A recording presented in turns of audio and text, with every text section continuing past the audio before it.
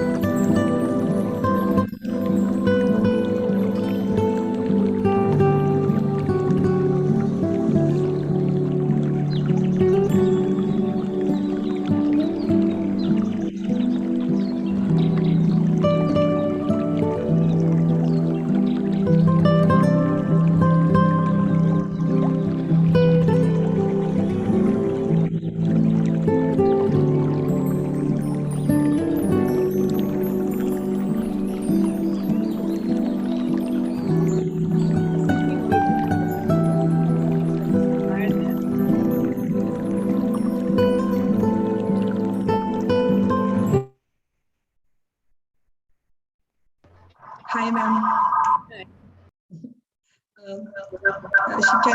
Can we? Sorry? Can we start or should we wait for some time?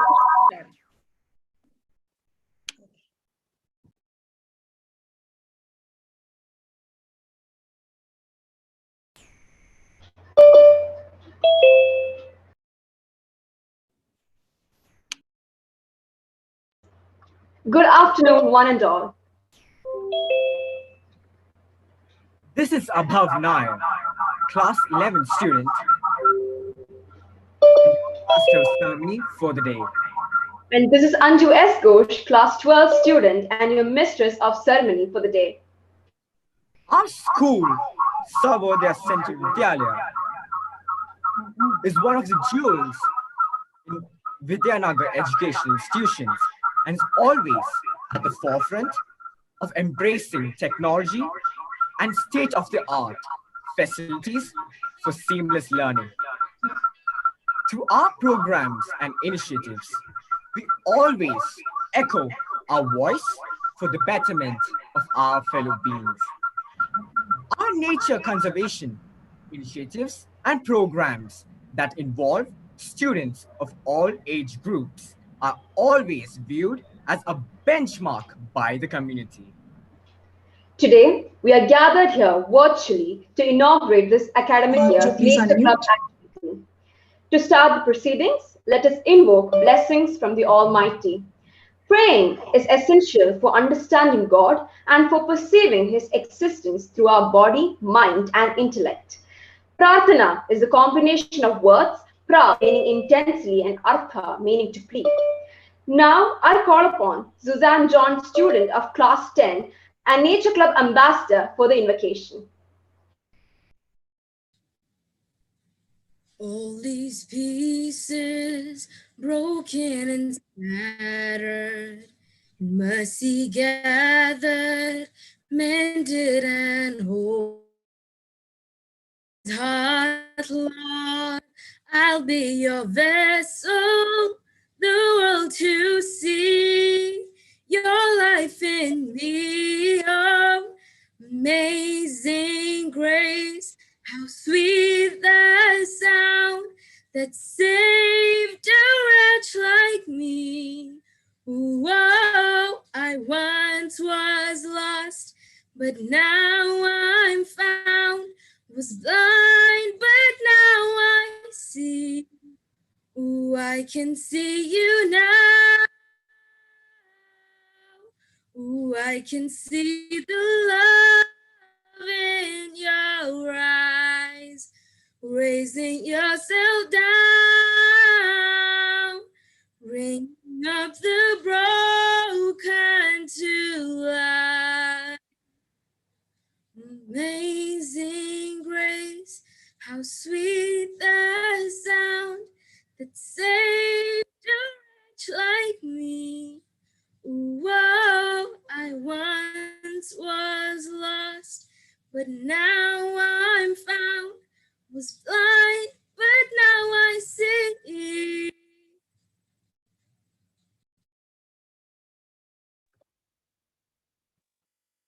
Thank you, Suzanne. Now, I welcome Malavika Thampi, head girl, to welcome the gathering. Good afternoon, one and all. With your permission, I welcome our Honorable Principal, Rev Dr. Santhan Charuvil, to this occasion of the inauguration of the Nature Club at SCV 2021. Welcome, Father. It's my great privilege to welcome Honorable Chief Guest for the day, Member of Parliament, my Union Minister, and a nature lover at heart, Srimati Maneka Sanjay Gandhi, to this occasion. Welcome, ma'am. Thank you. Now, I welcome our Honorable Bursar, Reverend Father Koshy Chirakkarottu, to this ceremony. Welcome, Father.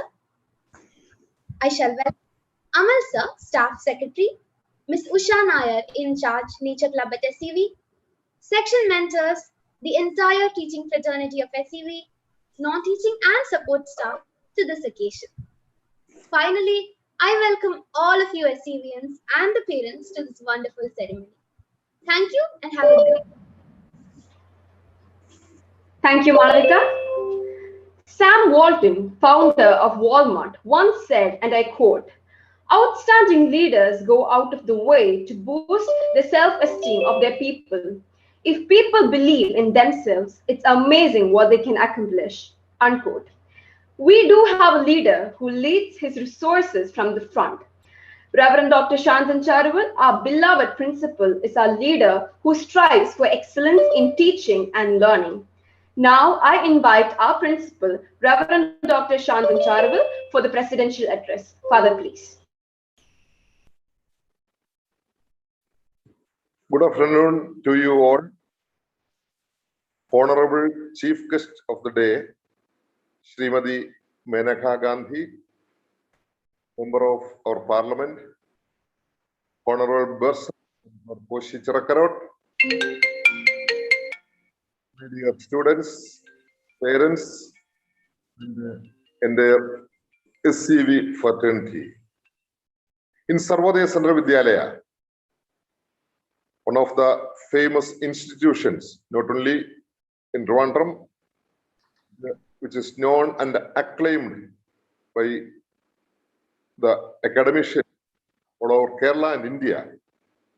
The Nature Club is a highly committed group comprised of nature-loving students. These student ambassadors are devoted to educating the awareness about various environment that could be dangerous for both fauna. The Nature Club has taken great effort to curb the harmful practices done against the environment by reaching out to students and their community.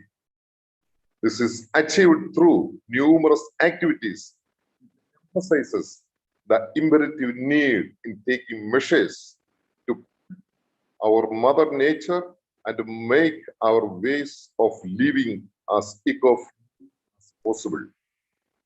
Today, we are very happy and proud to have with us Srimati Maneka Gandhi. There is no need of introduction to her, and she is in our Christian terms, may I call her the apostle of nature preservation activities. That's so kind. Thank you.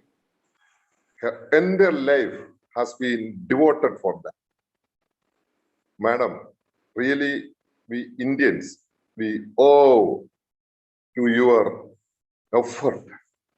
Really, we are indebted to you for your continuous effort to preserve our nature and our tradition and our ecosystem. And I promise that we all, our school is run by Malagara Syrian Catholic Management. Cardinal Basilios Klimis, you may be knowing him. He is the manager of the school. Under his guidance and with the support of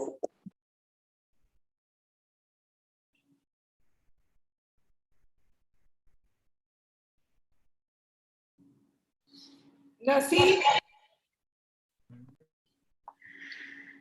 Father, please unmute. 1 second.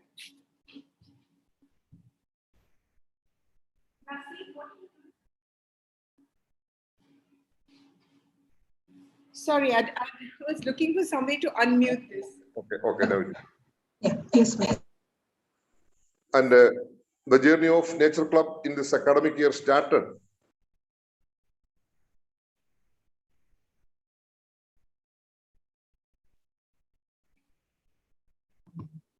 Father, please unmute. Let me stop it because there are some technical glitches here.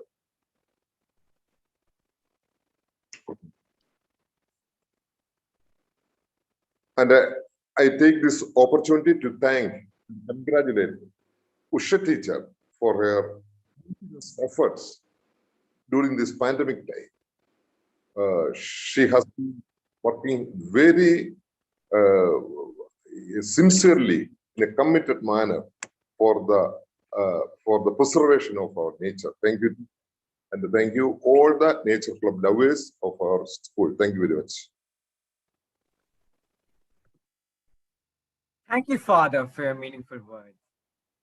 Serena Williams once said, and I quote, "The success of every woman should be the inspiration to another."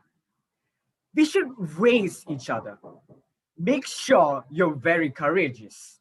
Be strong, be extremely kind, and above all, be humble. Unquote.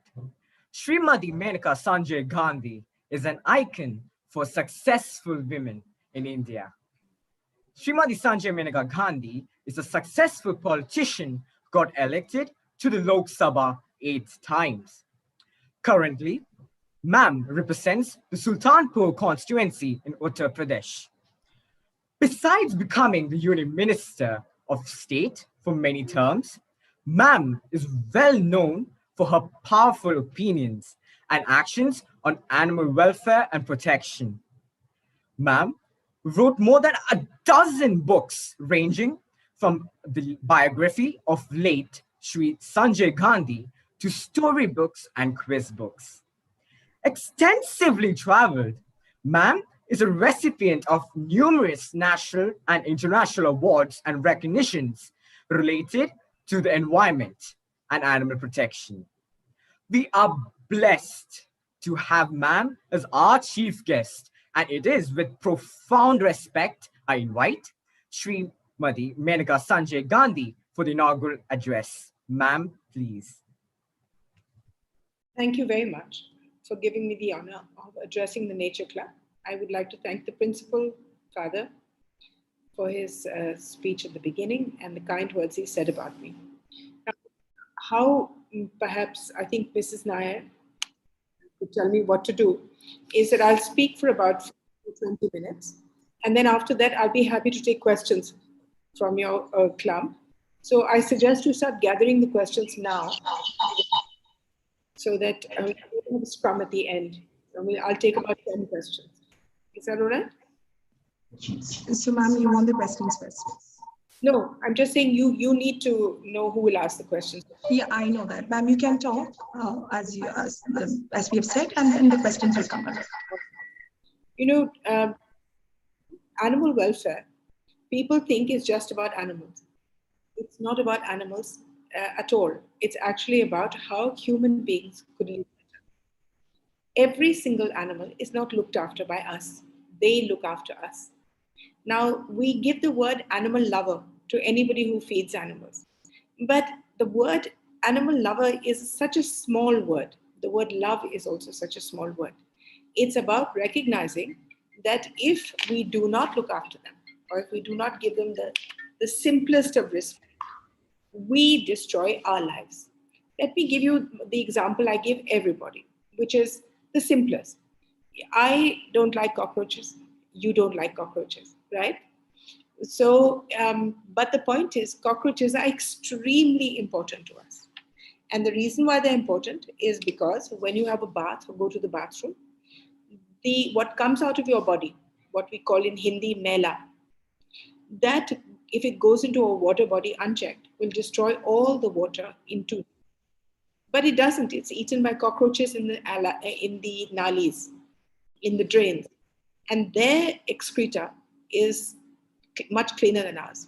And so we are saved. So every time you kill a cockroach, you're actually killing the one person who is from being completely drowned in filth. And it's saving the water as well. Let's take snakes. Everybody's frightened of snakes. So we kill them without thinking. But as a result, the silos of India that have all the grain put in them, and which feed the poor people their rations every month, those silos, 25% of the grain is eaten by rats inside the silo. And nothing can stop that. So we are losing 25% of our grain, which is thousands and thousands and thousands of kilos of grain. Why? Because we have rats. And who can get the rats? Only the snakes. But you're killing the snakes. So you're allowing 2 rats to become 32,000 rats in 1 year, because every 6 weeks they have babies. And the result is our people go hungry. So you need to think of innovative ways and to understand how each animal protects us. Now, the elephant and the monkey are both what is known as key species. A key species is the species that if it is well and healthy, it shows you that the environment is well and healthy. But not only in Kerala, but in the whole of India, there are less than 20,000 elephants left. And there are less than 1,000 tuskers left. That shows you that we are in deep. And the reason why I say we're in deep trouble is because the elephant alone spreads 150 different kinds of seeds, including, the elephant apple, the wood apple, which is good for when our stomachs get upset. What we call the bale is the wood apple. Now that's spread by elephants. If the elephants die, as they are now, because of humans keeping them as private animals, of which Kerala is mainly guilty, Kerala, Karnataka, Assam, you will lose the entire species within 10 years. And once you lose the species, you will lose all the plants that the wild elephants propagate. And all those plants are important for your health and well-being. So even if we were to not consider the elephant of any import in itself, you have to look at what it's doing for you. The same thing goes with monkeys. If a monkey eats a fruit, it spreads the seed. But when you get rid of the monkey, all those berries disappear, all of them. So key species, snakes, elephants, monkeys. Now you have 2 ways in which, if you are truly from a nature, instead of just talking and giving speeches to each other and saying use less paper and other things like that, why don't you do the 3 or 4 main things that you should do? First, I'll tell you what you should do and then what you should not do. The first thing you should do is, if you want to save not just Kerala, but you want to save the world, the first main thing that you have to do is to become vegetarian. Now, the reason for that is not because of cruelty on animals, even though that's the most important part of it. The reason is because to make 1 kilo of meat takes 11 kilos of grain. So every time you eat meat, you 11 kilos, that's like this much. It takes 60,000 liters of water. You don't have 60,000 liters of water to, one animal to turn into meat. Also, the global warming. Now, what is global warming? Let me explain to you, because many people don't understand what it is and what it is doing to us.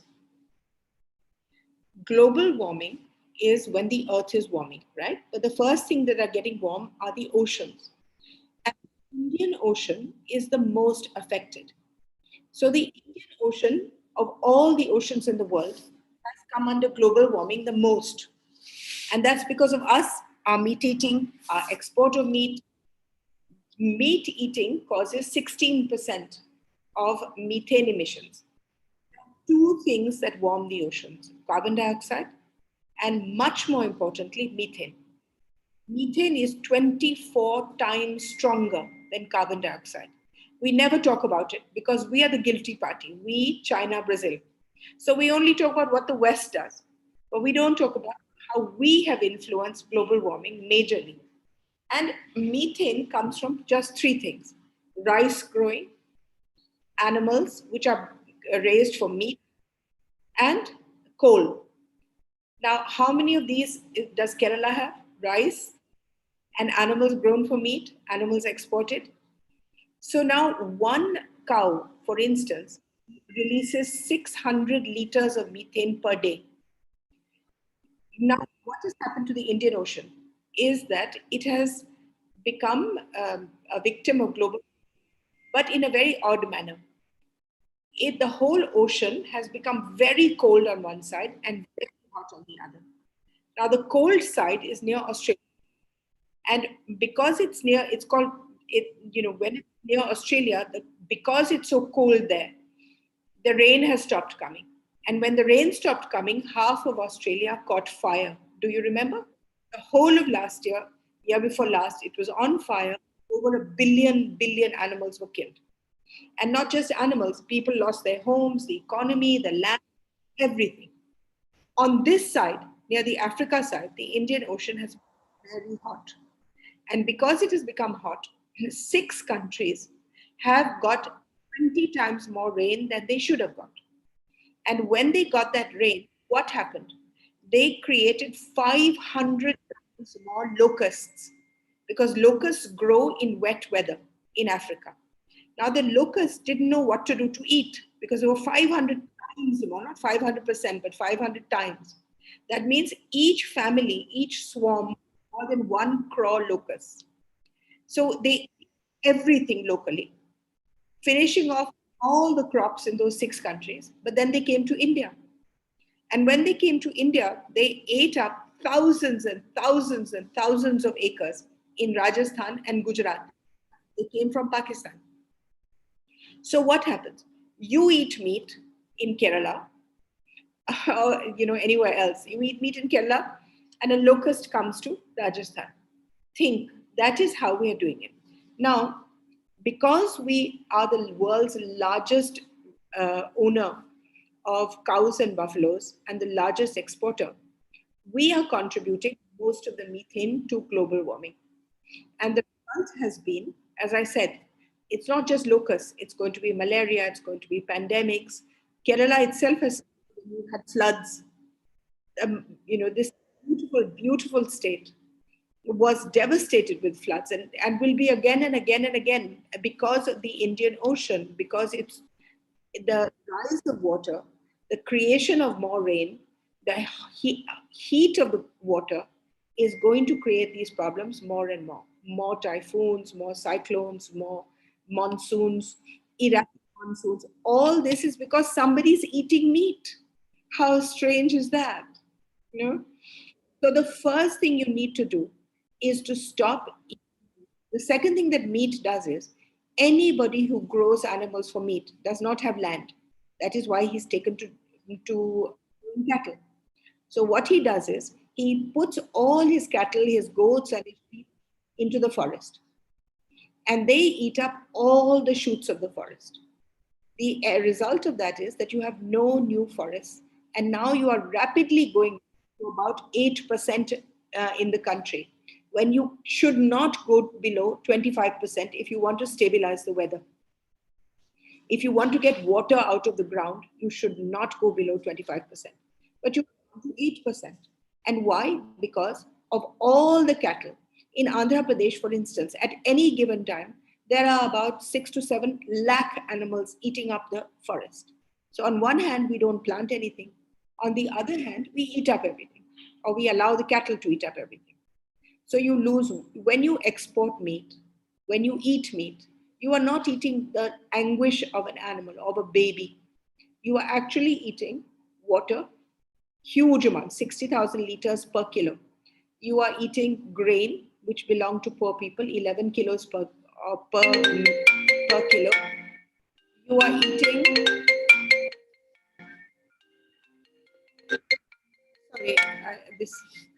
you are eating the forests up, you are eating your water up, you're eating basically our lives up. Because of you, we've got less grain in the country. Because it's all, the whole of Madhya Pradesh has cut down its forests and they're growing soybean. Why are they growing soybean? Because they're feeding it to cattle. Why are they feeding it to cattle? So that you can export it, so that the West can eat, or not so much the West as the Middle East can eat animals without them spending anything.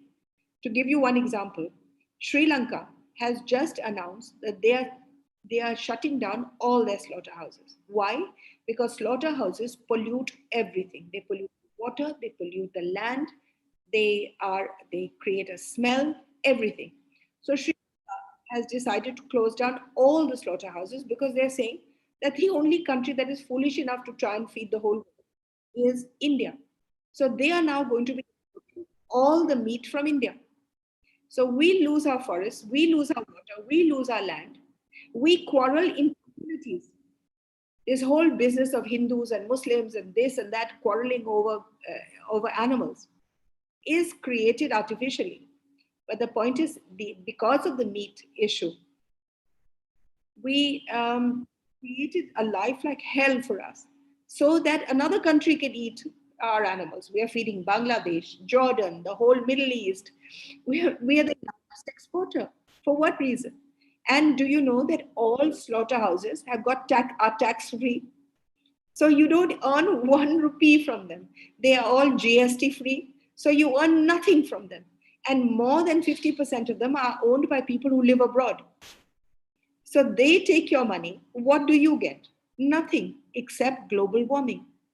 So the first thing you should want to be a nature club is to become vegetarian.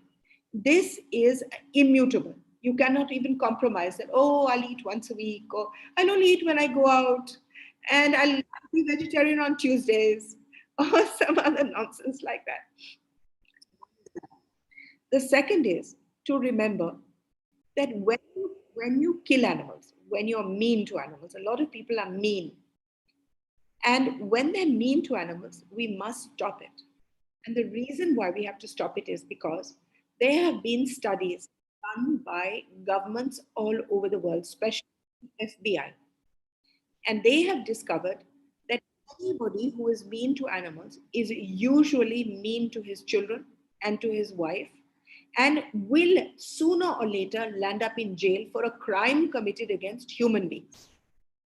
You will see a man who comes out in the evening to beat up street dogs, will also come out half naked, will also abuse his neighbors, will be mean to children, will shout and scream. For what reason? For what reason? He likes violence. And unless we raise our voice against violence, this is going to affect only you. You are our future. And how many of you have taken the trouble to notice the animals in your own streets? We as a country have become, we worship foreign dogs. So we go and spend 50,000 rupees buying a foreign dog. But all the dog on our street who's beautiful and far more intelligent, we'll call him jungli, pariah, pi dog. By the way, the word pi dog is a Tamil name, which became English. And it really, pi dog means watchman. So that's how much we valued animals before. So there is a school in Solan, which has 400 children. And the owners of the school insisted that only those children can get admission into that school, which is a really good school, adopt one street animal. So 400 street animals have been adopted by those 400 children. And it's such a delight to see how much more intelligent those children are and how much more disciplined. There are studies that have been done by psychologists which say that if you adopt a street dog, you become 15% more intelligent, more disciplined, and more friendly. So, right. The third and most important thing that you should do is plant trees. Not just one tree, not just waiting for some VIP to come to the nature club so that you can plant a tree. Every year, from the day you are born, whether you're rich or you are poor, whether you're in Kerala or you're in Himachal, you will use 7 trees a year. Why are you doing this? Why are you doing this? This is somebody sitting next to me. I've brought his laptop, and it keeps ringing on the laptop. Anyway, so every year you use, from the day you are born, 7 trees. The rich use it for paper, for clothes, for furniture. The poor use it to burn, to make their doors, to make what we call carts. But the point is, we use it equally. Now, you are 10 years old. How many trees have you used? You've used 70 already. Now that is a deficit. How many have you put back? Unless you put back all the trees that you owe the earth, how will the earth survive you? How? If every year I cut 7 trees and I put back 1 on my birthday and think that I'm doing such a great job, my bank deficit and my deficit towards the earth grows and grows. That is why our weather is changing. There is only one way, there are only two ways to stop global warming. One is to plant trees because they are things, and the second is to be vegetarian. These two things can still keep it away. But if you don't do either of them, no matter what you learn and teach in a nature club, makes no sense at all. Okay? So stop teaching each other and start doing. Take an area from the government. Let the nature club take 1 acre. And let the nature club turn that acre into a thick forest of fruit trees. Old Kerala fruit trees. So that animals have something to eat, birds have something to eat, and humans have something to eat. And every year, do 1 acre, 2 acres, 3 acres, let the school do it. You will find how wonderful that change will be about. And every student, calculate your age, calculate the age of your family, and see how many hundreds of trees you owe the earth. And then start putting them back. I have a simple way. Whatever fruit I eat, my son eats, and I learned this from my husband and my mother-in-law. Whatever fruit is eaten in the house, we keep the seeds. We put them into gamlas, we keep them, and when they become saplings, we put them into the earth. So, my husband used to do it for Maruti factory. And now Maruti factory has 10,000 trees, all eaten by us. And fruit is given to all the workers who work there.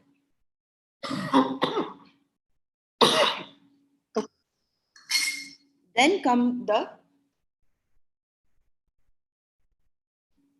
what else can you do? You need to eat organic food. Pesticides kill. Anything, if pesticides can kill pests, the biggest pest in the world is the human being. So think about what they will do to you. Think about the cancer, the consequences, the TB. So eat organic if you can. Grow organic. Even if you grow little pots at home of tomatoes and other things that you can use, even that will lessen the burden of chemicals. Try and wear organic. Make sure that the cloth you buy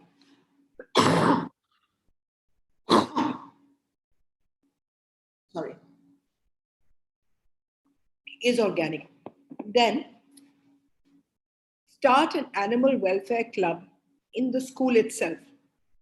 If the school is known for setting a trend, every school, for instance, in Assam is now getting an animal welfare club thanks to the education secretary. So let this school set the way. Anybody interested in animals, join the club. Make your own president, your own secretary, work with animal shelters, make people adopt local animals, make people sterilize their dogs, don't get more and more and more. There's so many things you can do for animals. And I request the school to have a prize at the end of the year for most humane child to be given, when you give sports or scholastic, certificates. So one is that. One of the things you could protest about, and the second thing, when the club grows or when the nature club grows, the animal welfare club grows, or the school itself, stop thinking that you cannot do anything. You can do wonderful things. I'm talking about policy making. In Kerala, you used to have donkeys on the way to Sabrimala. One group of children contacted the CM and told them that it was really cruel. And now there are no donkeys going to Sabrimala. Private ownership for elephants. Kill 600 elephants all over India. What is the point of it? You used to have dissection and I stopped that. Just 32 years old when I stopped it. It really requires, what do you not like? What makes you believe that this is cruel? And then you can stop it. Over the years, have we not stopped so many animal sacrifices? That's because you simply don't agree to do it anymore. You need to now take a hand in making state government policy by simply getting a whole lot of children together and saying, we will not accept this. and write a letter. Your chief minister is very accommodating. He will listen if you write to him again and again. The school protests, you get other people to protest. That is what a nature club is about. It's not an inverted thing where you just listen to people speak and then you plant a few trees and be done with it. It's not about that. It's really about taking on the ownership and the responsibility of being a world citizen. How can you change Kerala? How can you change your lives? How can you change your future? How can you change the world? You can do it quite easily. You just haven't thought about it. So these are some things that you protest against circuses. It is illegal to have circuses, but all the circuses belong to Kerala. So you need to attack them there where they are and say, do not have animals in circuses. You need to have zero tolerance towards cruelty, whether it's cruelty to animals, whether it's cruelty to plants, whether it's cruelty to human beings, especially children, women, and people who are vulnerable, old people. Once you do that, then you truly become a nature club because you have recognized what nature is about. If you expect nature to protect you, you need to protect nature. Otherwise, nature is in a horrible temper nowadays. That's all I have to say. Now you can ask your questions. Thank you, ma'am, for your inspirational words, and thank you for reminding the younger generation of our responsibilities to protect the environment. Now, I call upon SCVians who are ready with their questions. When your name is called, please unmute, switch on the camera, introduce yourself, and ask ma'am your question. I request other students to keep their mics on mute. You may please post your questions in the chat box, and depending on ma'am's time, we will raise that question. We will start with Malvika Tampi, our head girl. Malvika, please ask ma'am your question.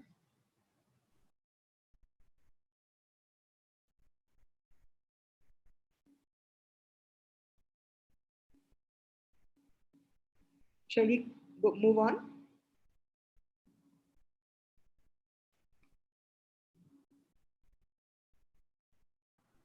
Hello, good morning, good afternoon, ma'am. Good afternoon. Good afternoon, ma'am. I'm Malavika and I'm from class 12D. My question to you, ma'am, is in Kerala, we hear a lot of news about stray dog attacks way too often. Last December, we heard a news about a 65-year-old man who was mauled to death by attacks of stray dogs. While addressing this, a former DGP had said that if animals become threats to humans, then protection should be given to humans and that the law should be changed. So, ma'am, what's your opinion on this? Beta, it's because people don't realize how important dogs are that they talk like this. You have heard about one dog attacking one man. You don't know the backstory. The man may have hit the dog. No dog goes out of its way to bite unless he has been threatened, hit, hurt, or is sick. Okay? Have you heard about, you're talking about what happened last year. Have you heard about what happened last week when somebody's dog was strung up by a fish hook in Trivandrum and beaten to death?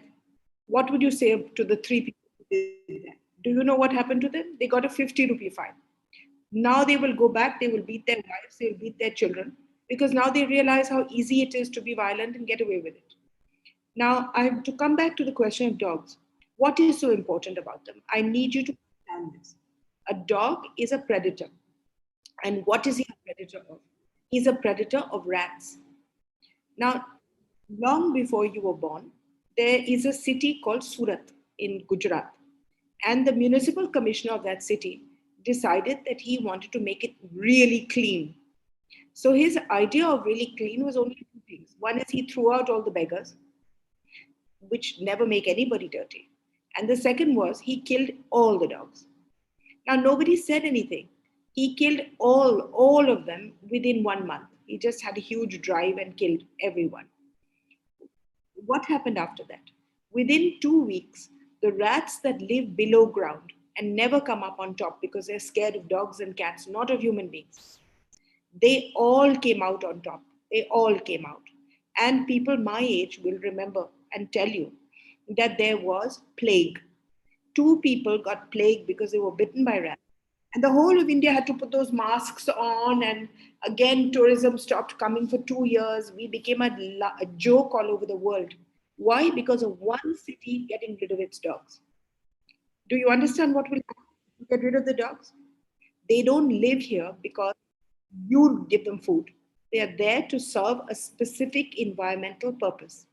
However, every city in Kerala should be starting the sterilization drive so that over a period of time, they stabilize the population. Now, this is why dogs are really important. People who don't understand it make these silly distinctions between humans and people. There is no distinction. Anything that hurts an animal hurts a human. Anything that hurts a human hurts an animal. We are one. We're just in different bodies. Okay? Secondly, I want to tell you, and Malvika, because I want you to remember this. A survey was done in Delhi. I cannot say the same for Kerala, but a survey was done in Delhi, and they found that 95% of the bites that take place from people's pet dogs, not from street dogs. And the reason why those take place is because the owner trains the dog to protect the owner. Now the dog feels that anybody who comes near the owner, anybody who comes near the owner's child is an aggressor. Often, this is the reason for the bites. Okay. Next question. Thank you, ma'am. Thank you, Malvika. Now, let me call the youngest Nature Club ambassador, Aniket S. Nair, class 5 student, to ask the question. Good afternoon, ma'am. Hi. I'm Aniket S. Nair, student of class 5B. Ma'am, why do we need zoos? It is painful to see animals in a cage. That's such a brilliant question, and I'm so glad you asked it. We do not need zoos at all. I am totally against them. And not only are zoos killing the animals inside them, they are killing off all of nature. Because what happens is, in Delhi, we discovered that the people running the zoos were selling the animals from the zoos, and then they would buy, whenever there was an inspection, they would buy them from smugglers. Okay? And the point is that animal is not meant to be in jail for its life. A zoo was originally started to be a breeding center. So, for instance, if there was an animal going extinct, they would then take that animal and turn and eradicate it. Okay, like the dancing deer of Manipur, or what we will soon be doing with elephants, what we should have been doing with vultures, what we should be doing with sparrows. Yeah, animals that are going extinct in front of us. But we don't do it. We don't even do it with tigers. We just come, we jail them, we keep them in bad surroundings. 1/4 of all animals in zoos die every year. Every year. That means you lose 20 to 30,000 animals. Left to me, I would not have a single zoo. Now you have TV. Why should you go to a zoo to watch an animal? You should be watching them in the wild. The only people who go to zoos are people like boyfriend, girlfriend, who want to spend a day by themselves. People who have nothing to do. And so many animals die because these rowdies, what we call rowdies, go there and they throw stones at the crocodiles and bust their eyes. Recently, we have come across one zoo in Sholapur where the district magistrate himself was sitting with his wife and 2 children on a crocodile and killing the damn thing, So, and they apparently did this for fun all the time. And we're talking about 2 months ago. So nobody has any idea what zoos are there for. They're not meant to entertain people. They should be either breeding centers or they should be stopped. Thank you, ma'am. Thank you, ma'am. Thank you, Aniket. Now I invite Anju to ask her question. Hello, ma'am. My name is Anju S. Ghosh. I'm a class 12 student. So my question to you is, ma'am, human-animal conflicts are increasing in our states. So what measures should we adopt to stop the loss of life of both humans and animals? Well, I suppose reduce the human population.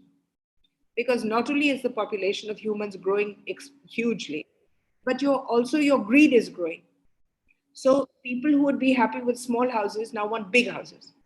People come from the Gulf want even bigger houses. You want more roads, more cars, yeah, because you have more spending money.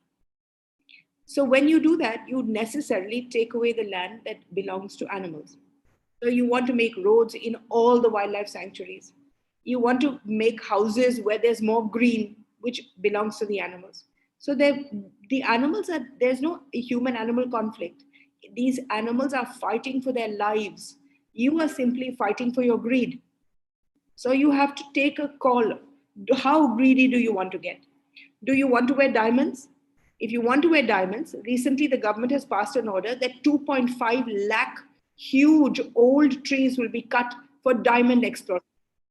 2.5 lakh trees, okay? Those animals are all dead. Do you want to wear corals? The whole coral reef, which takes 1 million years to grow this big, and which are living animals, those will be destroyed in 1 minute so that you can put them on your ears. What do you want to do with your life? What do you want? You want to wear pink lipstick? The pink in that lipstick, any color in cosmetics, which is pink, comes from crushed beetles. And those crushed beetles are taken off trees in Assam, exported. Most of it, it's called carminative beetles. And their dead bodies make the pink in your lipstick. Do you want to wear that pink lipstick? I'm saying that you have to decide now. You can only end the animal-human conflict if you become less greedy. But if you want everything, you want more clothes, you want more shoes, you want to eat more meat, you want more cars, then human-animal conflict, wipe them out sooner or later. Kerala is, every animal there is threatened because there's so little land and so many people and so much greed. And it's not just greed of Kerala, it's greed of, the human. So you have to decide how that conflict will end, Vita. Otherwise, it will never. I mean, Thank you, ma'am. Yeah, it can only end in one way. The animals get wiped out. Full stop. They don't stand a chance against your greed. Thank you, ma'am. Thank you, Anju. Now I invite Acha to ask a question. Good afternoon, ma'am. I'm Arsha, student of class 10. Ma'am, my question is that as doctors, treating animals is viewed as an unglamorous profession. Society has a sort of taboo. In a country like India, we need well-trained veterinarians to take care of injured or sick, wild and domesticated animals. Ma'am, your suggestions on how to attract more youngsters to such professions? I think the veterinary profession is probably the most important profession in India. Unfortunately, it has never been taken seriously. So, very few people who are well educated want to go and become vets. There are only 33 veterinary colleges in India, and each one only admits 100 students. You have to pass no exams to get into them because there are no NEET exams. If you want to be an engineer, you want to be a doctor, you go through NEET. So the best of the best go to the best of the best. Here, you don't have to pass any exam. So you can fail in every other profession and then go and become a vet. This is not correct because a doctor, a human doctor, can study only one species, right? The human. But the veterinary doctor has to study 50 species, right from rats to dogs to cattle to elephants to birds to everything. So in every other country except India, they are taken extremely seriously and given a lot of respect.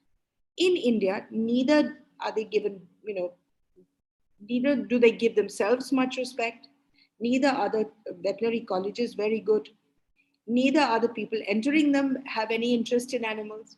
They just do it because they need a job, and it's good to be a doctor. It's unfortunate, but the whole system needs overhauling, and I've been trying to overhaul it now for the last 20 years, only with very limited success. What really we need is, if you can find somebody who's a multi-billionaire in Kerala and let him make a veterinary college. Let him make a veterinary college, which is outstanding. I'll tell you how. all the law colleges in India used to be really bad, the worst in the world. And then one lawyer, Ram Jethmalani, got fed up with the quality of law colleges. So he made a brilliant law college in Bangalore. And within 2 years, every law college was in competition with that college. And now you cannot find a single bad law college in India. They are all top. So if we had a really good veterinary college, every other veterinary college would have to compete with it. So I'm still waiting for one person to come forward and say, okay, instead of starting a school or starting a engineering college or starting something else, I'm going to start a veterinary college and it's going to be the best. And then you'll see suddenly how things change. Otherwise, government doesn't take it seriously. You go to a veterinary clinic, the doctor will not be there, the compounder will give the injection, your dog will die or your animal will die. There is no system for taking the doctor or the compounder to court, so they get away. There are no systems for penalization of a bad doctor. So what can you do? You just suffer it. If you go to a human doctor and he treats you badly, you can always take him to court. You can do nothing against a vet. So that's why it doesn't improve. And that's why millions of animals suffer. Okay? How to make it?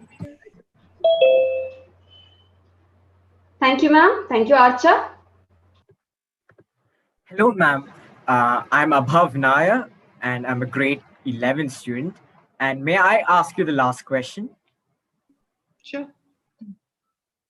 Ma'am, cited by the fear that the coronavirus is transmitted by animals in 2020, many people abandoned their long-term pets. Ma'am, based on this, I have 3 questions. 1, how can we prevent such irrational actions? 2, can the central government set up animal shelters in major cities in the states and adopt such pets? And 3, why can't we add this in our syllabus, the prerequisites for becoming a pet owner? Yeah, good questions. Okay, 1, animals, dogs or cats, do not spread, get or give corona. No matter what you do, they do not. And it's simple. If they could get and give it, we would have all had corona. But we didn't. And not a single animal has had corona till now. So people who throw out their animals, throw them out because these are the wicked people who are going to throw them out anyway. They just needed an excuse. Secondly, government under the law has to start an animal shelter called the SPCA in every district. It's just that no one listens to the law, so they have not started them. But it's in black and white, it's passed through parliament, there is budgetary provision for it. It's just not done. So you need to put pressure on your district collector because he has the money and he has a law to start the SPCA. SPCA is Society for the Prevention of Cruelty to Animals, and it's supposed to be a shelter. Now, at the moment, you have no shelters. There's one that belongs to me in Trivandrum called People for Animals. And there are a few others, very small ones. But there's no land given to them. Their land is so expensive all over India, especially in Kerala, that nobody can afford to buy it for an animal hospital or shelter. But the government has to take responsibility to have these shelters by law. But because if you don't ask, beta, they won't do. Nobody has ever questioned them. Nobody has said, where is my SPCA shelter? And because nobody's asked them, they won't do it. The third thing that you asked, I've forgotten now. What was the third, beta? What was Ma'am, the third question was, why can't we add these into our syllabus? You shouldn't be adding pet ownership to the syllabus. You should be adding an entire book on what do animals do for you. You have probably learned more during this talk about what animals do for you, and widened your thing about what do snakes do and what do elephants do and what do monkeys do. There is not a single animal in the world. If you take butterflies, for instance, there was a king who could not be killed because his soul was in a butterfly. And what does it mean? What does the story mean? If you kill the butterfly, you will kill the plant that the butterfly pollinates. If you kill the plant, you will kill the bird that drinks, that has the nectar from the flower. If you kill the bird, you will kill the seed that it carries for the forest rejuvenation. So if you kill the seed, then you won't have forest rejuvenation. And if you don't have forest, then you don't have rain. If you don't have rain, you don't have humans. So your entire soul lies in a butterfly, as it lies in a dog, as it lies in every animal. When you got rid of sparrows, for instance, nobody said anything. But when the locusts came, the only bird that could have stopped the locusts was the sparrow. But you don't have sparrows. So there was nothing to remove the locusts with. Yeah? When the vulture died out, the illness factor, the percentage of illness in every village in India grew by 5 to 10%. Because if a body died, if an animal died, immediately the vultures within 15 minutes would finish off the body, clean it up. But now when an animal dies, it just lies there and lies there and lies there and lies there in any village in Uttar Pradesh. And sooner or later it becomes so stinky that they throw it into the water, and therefore they poison all the water body as well. And that's because there are no vultures. So yes, there should be a subject, or the Nature Club should learn to take itself more seriously, and every week the school should have one lecture on animal and how you are dependent on that one animal. And then you will learn how the millipede or the centipede or the donkey, or any other animal benefits you. Once you realize that you are kept alive by an animal, you will look after that animal better.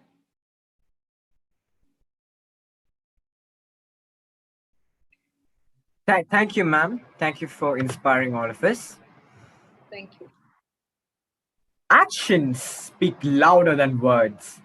This proverb is apt for our man of action, our Bursar, Reverend Father Koshy Chirakkarottu. Now, I invite Reverend Father Koshy Chirakkarottu to say a few words. Good afternoon to you all. I'm happy that you had a wonderful and encouraging talk by Honorable MB Maneka Gandhi. I'm glad that I also could join with you. And I am proud that our students interacted with the relevant questions, which made this session more lively and fruitful. I cannot but congratulate and thank our Nature Club, guided by Usha Ma'am, for arranging platforms like this to equip our students with a conviction of the needs of creatively responding to the present day relevant issues rather than running away from them or turning back. And B, my dear students, be proud that you, the students of Sarvodaya Central Vidyalaya, I think you are the only one group that is benefiting from this many occasions to interact with the day-to-day issues. I thank our principal for his great vision and the Nature Club people for their initiative and all the students for your creative participation. And primarily, I would like to thank personally Honorable MB Maneka Gandhi for her, and I pray for her long life and all the blessings for her future endeavors. Thank you. God bless you. Thank you, Father, for your positive words. Dear SCVians, please note the results of various contests and challenges conducted by Nature Club will be announced immediately after the national anthem and after our Honorable Chief Guest leaves. Now, I welcome Mrs. Usha Nair, biology mentor and in charge of Nature Club, to propose the vote of thanks. Thank you, Anju. Good afternoon, one and all. As in charge of the Nature Club at SCV, it's my privilege to propose a vote of thanks for the gracious gathering out here. On the behalf of those who have gathered here and watching this live event, I thank our Honorable Principal, Rev Dr. Santhan Charuvil, for your presence and blessings. Thank you, Father. On the behalf of Sarvodaya Central Vidyalaya, I extend a hearty vote of thanks to our Honorable Chief Guest, Srimati Maneka Sanjay Gandhi. Ma'am, we will cherish your presence. We will try to follow each word you spoke today, and I'm sure our student ambassadors will join me in assuring you that we will convert your wisdom-filled words to actionable events. Thanks a lot, ma'am. On the behalf of all those who have gathered here and watching this live event, I thank our Honorable Bursar, Reverend Father Koshy Chirakkarottu, for his genuine appreciation for Nature Club activities and blessings for our future endeavors. Thank you, Father. On the behalf of all those gathered here and watching this live event, I thank Mr. Amal, MJ, Staff Secretary, and the entire teaching fraternity of our school. Thanks to our non-teaching staff for their support in making this event happen. Our sincere gratitude goes to our dear parents and well-wishers for their continued support. Thank you so much for attending this event. Last but not the least, to all my dear students and Nature ambassadors for attending this event online. Finally, I thank our MCs for the day, Anju S. Ghosh and Abhav Nair, for this wonderful handling of this ceremony. Thank you. Thank you, ma'am, for your sincere efforts and words.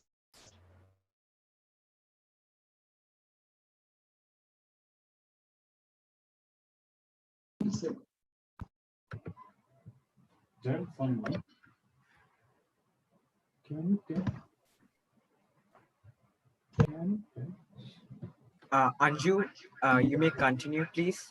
We'll have the national anthem at the end.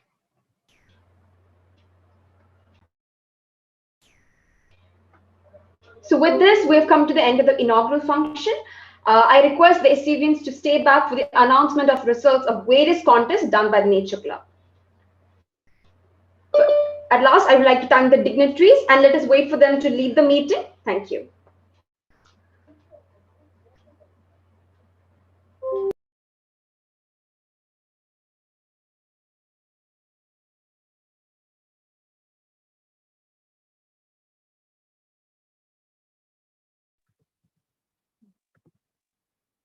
Now it's time for the results. Anju, exciting. What a lovely afternoon so far. I got personally moved